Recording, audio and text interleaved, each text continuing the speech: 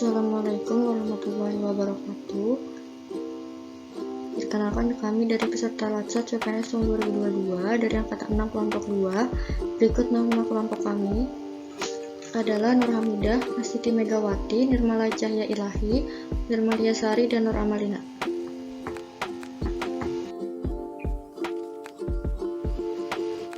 Di sini kami akan menjelaskan pengalaman selama pembelajaran agenda 2 sinkronus dan asinkronus, yaitu tentang akuntabel.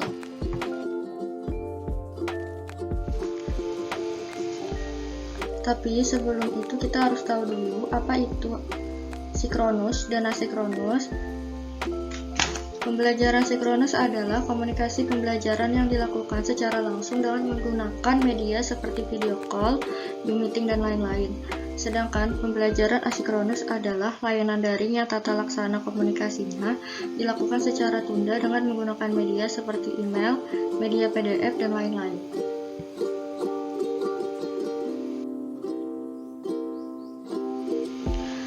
Pada pembelajaran secara sinkronus dan sinkronus di hari kedua, kami mendapatkan pembelajaran tentang materi akuntabel yang merupakan salah satu dari core values berakhlak. Salah satu contoh tokoh yang kami pilih adalah Ibu Susi Pujiastuti.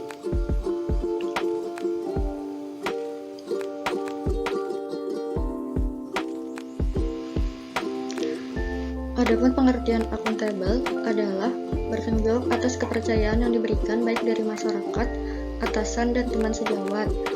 Kode etik akuntabel yang pertama, ASN memiliki sikap yang jujur dan bertanggung jawab.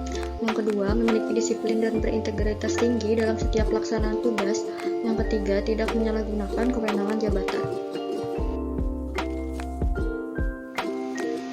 Ini adalah biografi singkat dari Ibu Susi Pujiastuti yang lahir di Pangandaran 15 Januari 1965, yang menjabat sebagai Menteri Kelautan dan Perikanan ke-7 dari Kabinet Kerja.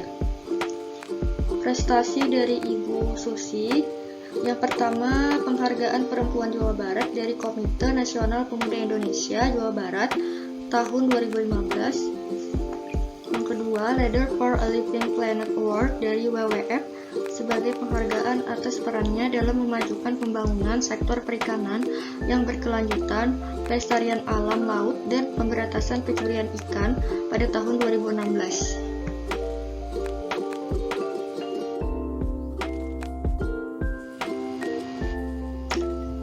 Adapun kutipan dari Susi Pujiastuti ketika akan dilantik menjadi menteri, saya akan melepas semua jabatan CFO Susi Air dan PT ASI Group. Itu harus dilepaskan biar bisa kerja maksimal tanpa konflik kepentingan apapun. Yaitu nilai akuntabelnya, Ibu Susi bertanggung jawab terhadap tugas yang diembannya dalam menjaga kedaulatan Indonesia.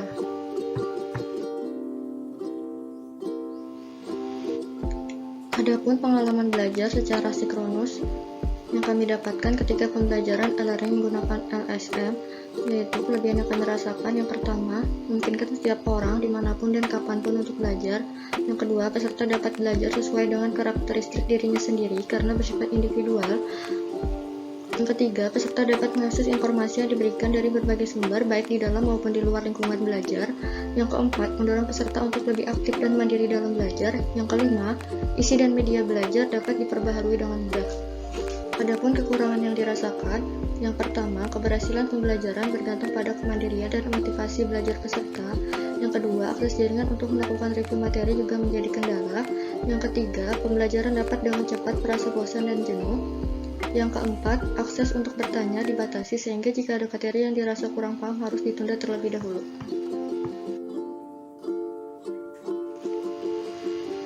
Ada juga pengalaman belajar secara sinkronus dengan menggunakan distance learning menggunakan Zoom meeting.